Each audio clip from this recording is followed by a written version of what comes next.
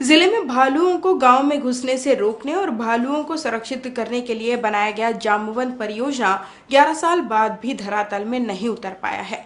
जामवंत परियोजना के नहीं बनने से भालू गांव में घुसकर फसलों के साथ ग्रामीणों को भी नुकसान पहुंचा रहे हैं। इधर अधिकारी इसे लेकर अब भी गोलमोल जवाब दे रहे हैं। ये है शक्ति वन परिक्षेत्र का ग्राम पंचायत जोंगरा। कहने को तो जोंगरा भी दूसरे गांव की तरह ही है, लेकिन इस गांव के ग्रामीणों की दिनचर्या और जिंदगी दूसरे गांव के लोगों से काफी अलग है। दरअसल गांव भालू प्रभावित है। इस गांव में कभी भी भालू आ धमकते हैं और फसलों को बर्बाद करने के साथ ही ग्रामीणों पर भी हमला कर देते हैं। भालुओं के डर से लोग शाम ढलने के बाद घरों की खिड़की दरवाजे बंद कर दुबक जाते हैं, वहीं दिन में भी खेतों में जाने से डरते हैं। लोगों की माने तो पिछले कई सालों से गांव में भालुओं का आतंक है। भालू हमारे गाँव में 1 साल हो गए बहुत उत्पात मचात है। पड़रिया जंगल है, तेमा भालू हर बहुत मात्रा में हो गए हैं और घर घर में जा के पेल रहे थे। हालांकि आदमी मन नुकसान नहीं पहुंचा है, लेकिन आतंक है भालू के। कलेक्टर सोनवाड़ी बोरा के समय में भालू संरक्षण के लिए प्रयास करेंगे करके कदम उठाने के लिए बोले थे।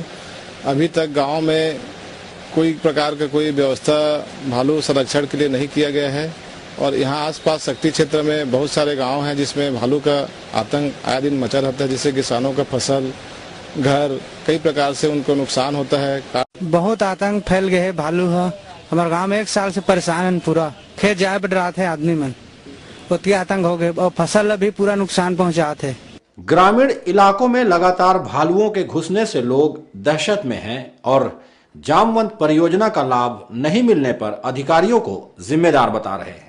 इधर अधिकारी भी मानते हैं कि इस परियोजना की शुरुआत 11 साल पहले की गई थी, लेकिन तकनीकी खामी और फंड की कमी के चलते ये अधर में लटक गई। निश्चित रूप से एक बड़ा मुद्दा है और भालू हमारे जिले में बहुत अधिक संख्या में है और घटते जंगलों के कारण वो गाँव की ओर जाने लगे हैं।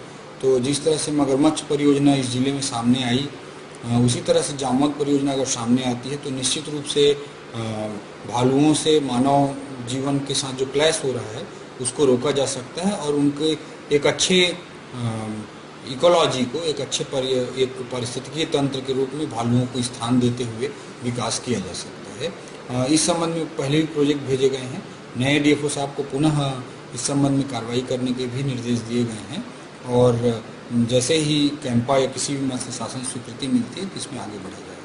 भालू के आतंक से ग्रामीणों को बचाने शुरू की गई जामवंत योजना ने जिले में दम तोड़ दिया है, जिसके चलते लोग अब भी भालुओं के आतंक से छुटकारा नहीं पा सके।